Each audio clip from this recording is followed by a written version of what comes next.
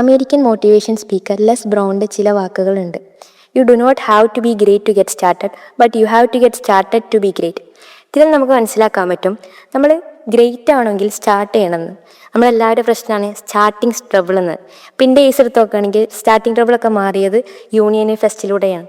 Union എന്ന് പറഞ്ഞാൽ നമ്മളാക്കുന്നത്, അല്ലെങ്കിൽ നമ്മളെ മോൾഡ് ചെയ്തിട്ട് നമ്മളാക്കുന്ന ഒരു ട്രെയിനിങ് ഗ്രൗണ്ടാണ് യൂണിയൻ എന്ന് നമുക്ക് പറയാൻ പറ്റും. അതെ, നമുക്ക് സാധാരണ ക്യാമ്പസുകളിൽ നിന്ന് കിട്ടാത്ത പല ചാൻസസുകളും ഇങ്ങനെയുള്ള സിസ്റ്റത്തിലൂടെ നമുക്ക് ലഭിക്കുന്നുണ്ട്. അതായത് അവരെ എൻകറേജ് ചെയ്തിട്ട് നമ്മളെ എത്രത്തോളം നമ്മൾ സ്കിൽഫുൾ ആണെന്ന് നമുക്ക് മനസ്സിലാക്കാൻ പറ്റും. നമ്മൾ ലോ ആണെങ്കിൽ പോലും നമ്മൾ ഹൈ ലെവലിൽ എത്തുന്നുണ്ട്.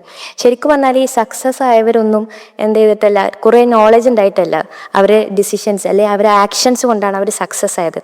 അപ്പോൾ നമുക്ക് ഈ ഒരു സ്കില്ല് കിട്ടണമെങ്കിൽ നമ്മൾ എന്തായാലും യൂണിയനിലൂടെ നമുക്ക് പ്രാക്ടീസ് ചെയ്യാൻ പറ്റുന്ന ബെസ്റ്റ് ഓപ്പർച്യൂണിറ്റിയാണ്. നമുക്ക് കൂടുതൽ റെസ്പോൺസിബിലിറ്റി കിട്ടുമ്പോഴാണ് നമ്മൾ മാറാൻ ശ്രമിക്കുന്നത്. എനിക്ക് തോന്നുന്നു നമ്മുടെ ഫെസ്റ്റുകളും നമ്മുടെ ടാലൻറ്റുകളൊന്നും കൂടെ ഷോക്കേസ് ചെയ്യാൻ പറ്റിയ ഒരു റിയൽ സ്റ്റേജാണ് അത് നമ്മളെ മഹദിയ ഷീ ഫെസ്റ്റ് എന്നുള്ളത്.